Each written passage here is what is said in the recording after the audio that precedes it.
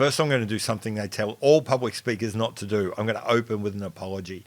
I'm sorry, I have something of a cold at the moment. I suspect my voice isn't that great to listen to, but here we are. I'm going to soldier on and try and get a video out.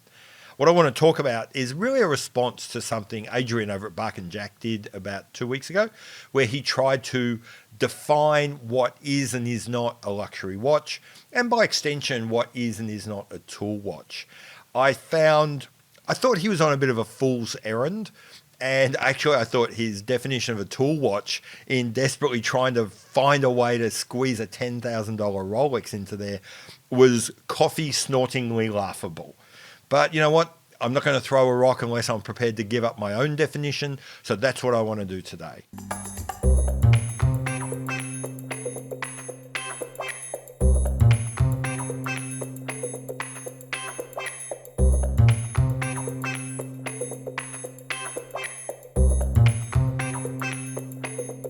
Okay, so I'll start by why I think it's a bit of a fool's errand to try and define the idea of a luxury watch. Adrian did what is always tempting to do, go to a dictionary and try and find a definition. The problem is there are many dictionaries, and within each of those there are many definitions. My personal favorite, by the way, is the one I'm putting up on screen right now. I think that really sums up what we do best of all. But it's always tempting to pick the definition, and worse, the parts of the definition that kind of suit your argument, and ignore the other definitions or the parts of the definition that don't suit you. And I honestly think that's what Adrian did. He kind of picked and chose to get the meaning he was aiming for. And the problem is, even then, I don't think that really works very well. Because you see, English is a kind of tricksy language.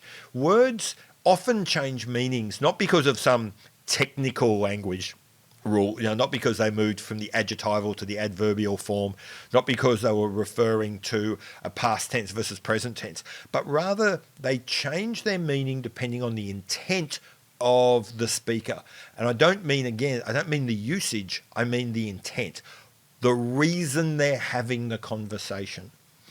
In trying to define what is a luxury watch, I think we need to remember, why would we need the definition? Why do we ever try and separate watches into, say, this is a luxury watch, this is not? And if you think about that, then the definition starts to become clear. The definition is to gatekeep, to keep the speaker's favorite watches in the luxury side and to kick the other ones out. If you see when these discussions come up, it's inevitably when in a forum or on Facebook where someone says, I want to buy my first luxury watch, and they put something forward, and all the keyboard warriors jump in and they go, that's not a luxury watch, you've got to be spending more, buying a different brand, blah, blah, blah. Inevitably, it's gatekeeping. Inevitably, it's toxic. I can't think of a single conversation in like my 7 years of being involved in this hobby where the term, the kind of the fight, the discussion over what is and is not a luxury watch was not a toxic discussion designed to gatekeep and put people into a hierarchy. And I meant what I said there, people into a hierarchy.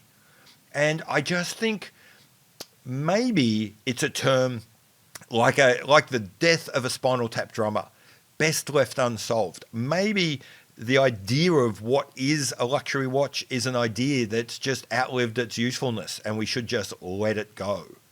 But I actually didn't really want to spend that much time talking about luxury watches. What I really wanted to talk about was the mental gymnastics I watched Adrian go through to try and justify, like I said, a $10,000 Rolex Submariner as a, inverted commas, tool watch. It just makes no sense. It boggles the mind when you make that sentence.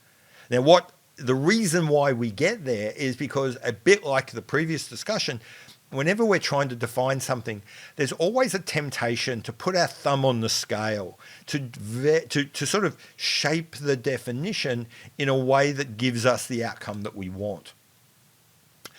People do that in economics when they're thinking about what is justice and what is fair all the time.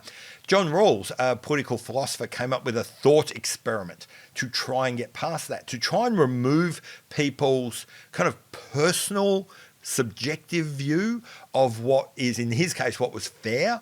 And I want to do the same. I'm going to propose not so much a definition, but rather a thought experiment with a criteria for defining a tool watch.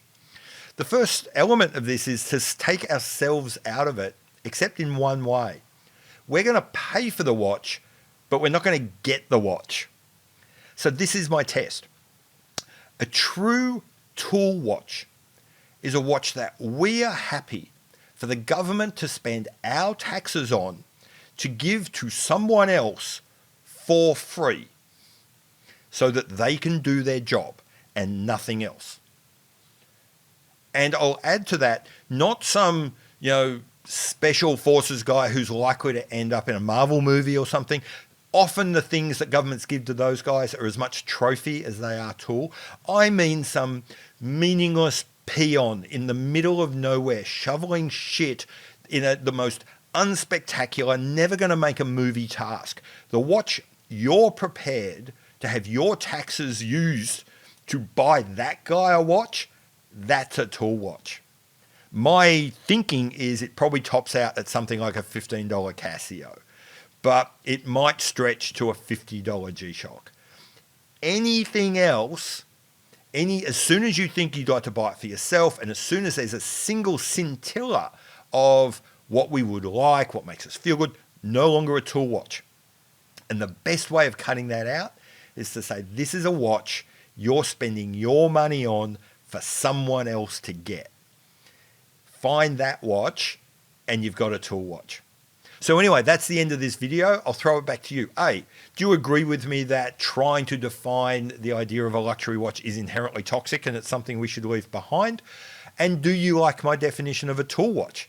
Do you want to propose something else instead? I've been Pete McConville. This has been Not So Obvious Watches, and I will see you later. Bye.